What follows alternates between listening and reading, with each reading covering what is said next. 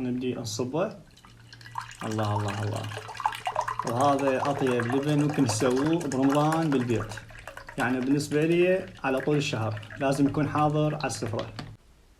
يابا اول شي نجيب لبن، وانصحكم لبن سليماني لان يكون حلو، اذا متوفر عندكم استخدموه. بعدها نجيب ماك او كوب حتى نقيس بيه، نخلي لبن بالكوب، يعني كوب كامل نخلي لبن.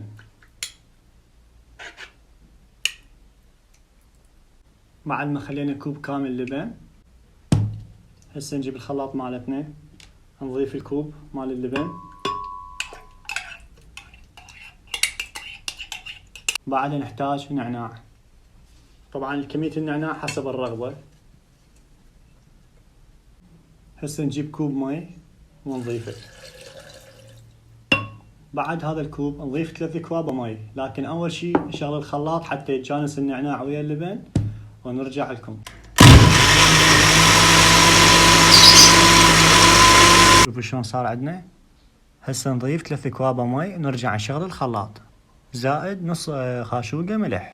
وهذا الكوب، وهذا الثاني، وهذا الثالث، وهاي نص خاشوقة ملح. هسه نشغل الخلاط ونرجع لكم.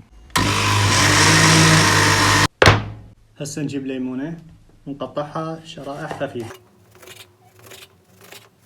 طبعا الليمون حسب الرغبة، طلعوا ليمونتين أكثر أقل، ما تضيفون ليمون بكيفكم، لكن أكيد بالنسبة لي لازم أضيف الليمون. هسه بعد ما جهز عندنا اللبن، نجيب دولكة ونبدي نفرغه. بعد ما فرغناه هسه نضيف الليمون. يا بس بعد ما جهز عندنا، إذا تحبون قبل الفطور تسووه بساعة وتخلوه بالثلاجة، أو تحبون اللي أنا راح أسويه هسه، أجيب طن مال ثلج، يعني قبل الفطور ب5 دقائق 10 دقائق أحضره، أضيف ثلج.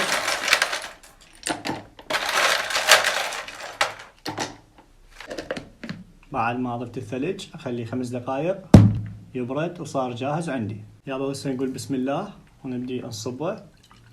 الله الله الله. وهذا أطيب لبن ممكن تسووه برمضان بالبيت، يعني بالنسبة لي على طول الشهر لازم يكون حاضر على السفرة. بسم الله.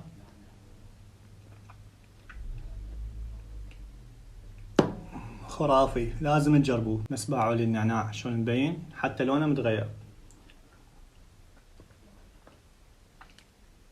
طبعا النعناع له نكهة خاصة، لازم تخلوه باللبن، كلش كلش طيب. يابا واذا الفيديو عجبكم تنسون تسوون لايك، تعليق، متابعة، وتشاركون الفيديو بأكثر من مكان. مع السلامة.